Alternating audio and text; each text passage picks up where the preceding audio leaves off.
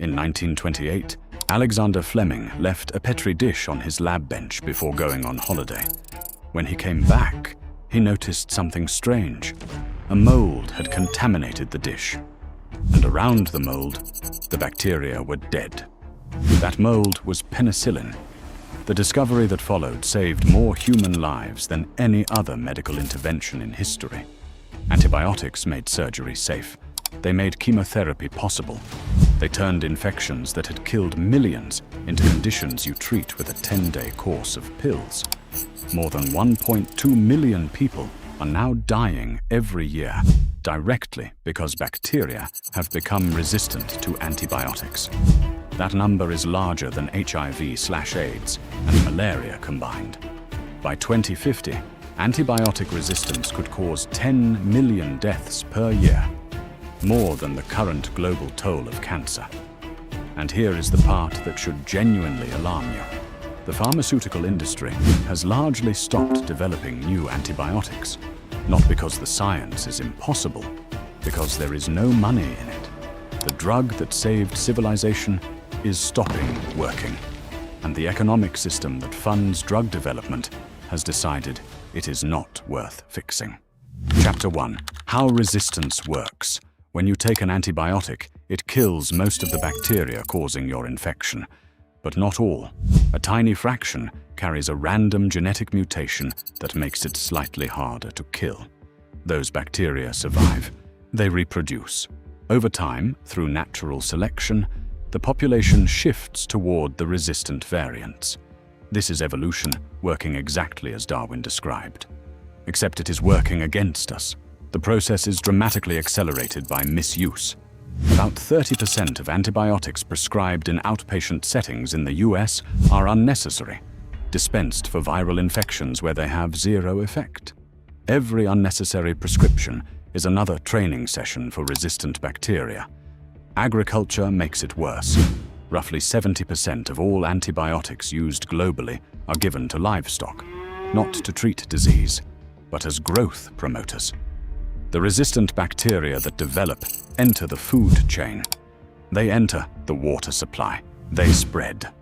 1 in 6 laboratory-confirmed bacterial infections worldwide was already resistant to antibiotics in 2023. That number is rising every year. Chapter 2. The market failure. Here is the core of the crisis, and it is not a scientific problem. It is an economic one.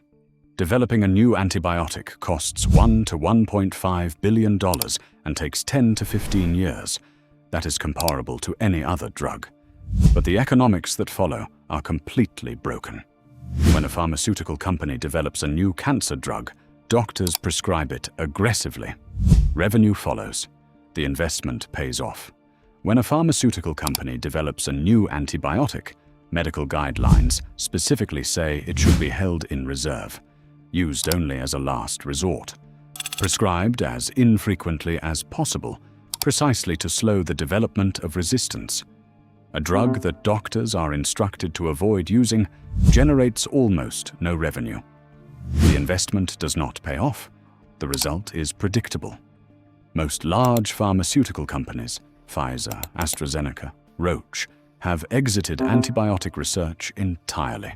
The pipeline of new antibiotics is critically thin, and we are facing the potential collapse of one of the foundations of modern medicine, because the market has rationally decided solving it is not worth the investment. Chapter 3. The consequences. The consequences extend far beyond infectious disease. They threaten the entire architecture of modern medicine. Antibiotics are the safety net that makes everything else possible.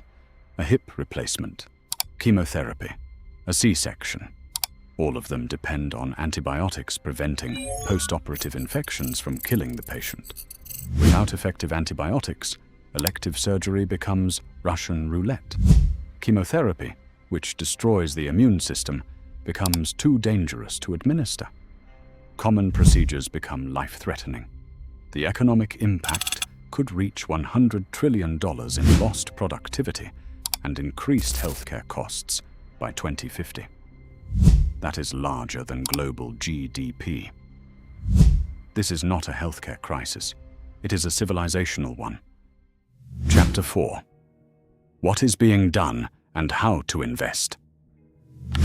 The response is slow, but beginning. The UK pioneered a subscription model for antibiotic payments, paying pharmaceutical companies a fixed annual fee regardless of how many doses are prescribed. This removes the perverse incentive and is being adopted across Europe and the US. It is the most important policy innovation in antibiotic development in decades. AI is accelerating drug discovery. Machine learning models can screen millions of potential antibiotic compounds in weeks rather than years. Halicin, discovered by MIT using AI, showed activity against bacteria resistant to most existing antibiotics. The AI-driven pipeline is beginning to produce genuinely novel candidates. Phage therapy, using viruses that specifically target and kill bacteria, is advancing in clinical trials as an alternative for resistant infections. For investors, the opportunities are in the corrections to the market failure. Diagnostics are the most overlooked opportunity. Rapid tests that identify the specific pathogen and its resistance profile within hours, rather than days, allow targeted prescribing that reduces resistance development. bioMérieux, Becton Dickinson, and Cepheid make the platforms hospitals use. As pressure to reduce inappropriate prescribing intensifies, demand for rapid diagnostics grows.